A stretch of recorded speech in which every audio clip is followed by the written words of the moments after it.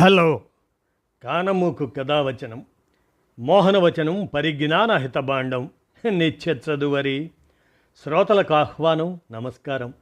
చదవదగునెవరు రాసిన తదుపరి చదివిన వెంటనే మరువక పలువురికి వినిపింపబూనిన అది ఏ పరిజ్ఞాన హితబాండమౌపో మహిళ మోహనవచనమై విరాజిల్లు. పరిజ్ఞాన హితబాండం లక్ష్యం ప్రతివారీ సమాచార హక్కు. ఆస్ఫూర్తితోనే ఇప్పుడు వరప్రసాద్ విశ్లేషణగా ట్రంప్ డాలర్కు కాలం చెల్లబోతుందా అనేటువంటి అంశాన్ని మన కానమోకు కథ వచ్చిన శ్రోతలకు మీ కానమోకు స్వరంలో వినిపిస్తాను, వినండి. ట్రంప్ డాలర్కు కాలం చెల్లబోతుందా? ఇక వినండి. డాలర్ మాకు అధికార కరెన్సీ, మీకు తలనొప్పి అని 1971లో అప్పటి అమెరికా ఆర్థిక మంత్రి జాన్ కెనెల్లీ చేసిన వ్యాఖ్య ఇప్పుడు అన్ని దేశాలకు చేదు అనుభవంలోకి వస్తుంది. విమోచన దిన సుంకాలంటూ డొనాల్డ్ ట్రంప్ ఏప్రిల్లో టారిఫ్ యుద్ధం ప్రారంభించినప్పటి నుంచి అమెరికాతో పాటు అంతర్జాతీయ స్టాక్ మార్కెట్లలో లక్షల కోట్ల డాలర్ల సంపద హరించుకుపోయింది.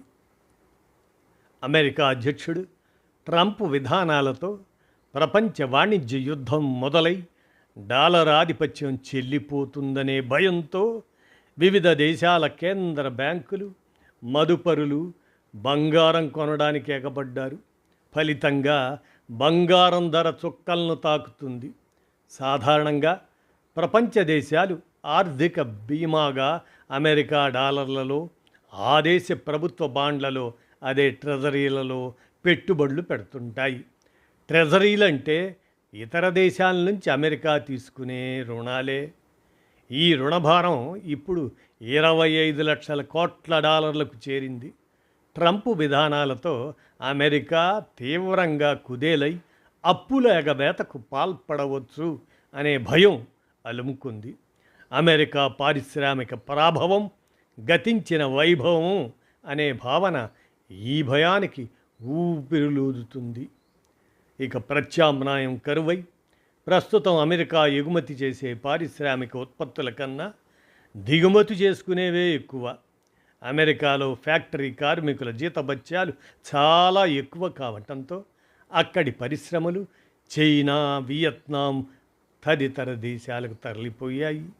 అమెరికాలో పారిశ్రామిక వస్తోత్పత్తి వ్యయం ఇతర దేశాల కన్నా 40% ఎక్కువ అని సెమీకండక్టర్ సంస్థ TSMC తెలిపింది. మరి సరుకుల వాణిజ్యంలో నేడు వాషింగ్టన్ తీవ్ర లోటును ఎదుర్కోవడంలో ఆశ్చర్యం ఏముంది? ఈ లోటు వల్ల డాలర్ విలువ తగ్గినట్లయితే అమెరికా ఎగుమతులు చవకగా మారి ప్రపంచ మార్కెట్లో పోటీ పడగలుగుతాయి. అప్పుడు విదేశాల నుంచి పరిశ్రమలు అమెరికాకు తిరిగి వచ్చి ఉత్పత్తి ప్రారంభిస్తాయని ట్రంప్ వర్గం అంచనా.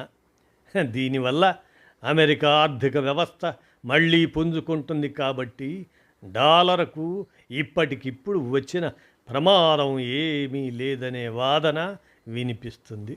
అదిగాకుండా అమెరికా డాలర్కు ప్రత్యామ్నాయం కాగల కరెన్సీ ఏది కనుచూపు మేరలో కనిపించకపోవడం గమనార్హం. అంతర్జాతీయ వ్యాపార లావాదేవీల్లో గరిష్టంగా ఇప్పటికీ అమెరికా డాలర్లలోనే జరుగుతున్నాయి. వివిధ దేశాలు ప్రధానంగా అమెరికా డాలర్లలోనే విదేశీ మారక ద్రవ్య నిల్వలను కొనసాగిస్తున్నాయి. అందుకే డాలర్ రిజర్వ్ కరెన్సీ హోదా పొందుతుంది. విదేశీ ప్రభుత్వాలు, విదేశీ కంపెనీలు తమ పెట్టుబడులను డాలర్ల రూపంలో సేకరించడం కూడా అమెరికా కరెన్సీకి ఆధిపత్యాన్ని కట్టబెడుతుంది. ప్రపంచ దేశాలు తమ దగ్గర ఉన్న డాలర్లతో కొనుగోలు చేసిన అమెరికా ప్రభుత్వ ట్రెజరీలను, అవే బాండ్లను ఉన్న ఫలాన అమ్ముకుంటే డాలర్ విలువ పడిపోవచ్చు. కానీ అది అమెరికా బాండ్లలో పెట్టుబడి పెట్టిన దేశాలు, సంస్థలకు కూడా నష్టం వస్తుంది.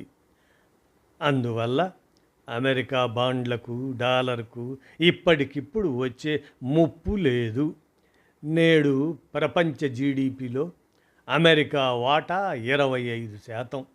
సైనిక రంగంలోనూ అమెరికాయే అగ్రశక్తి. ఆర్థిక అంశాల్లో అమెరికా ఇంతకాలం తన ఐరోపా భాగస్వాములతోనూ జపాన్తోనూ కలిసి నిర్ణయాలు తీసుకుంటూ వచ్చింది.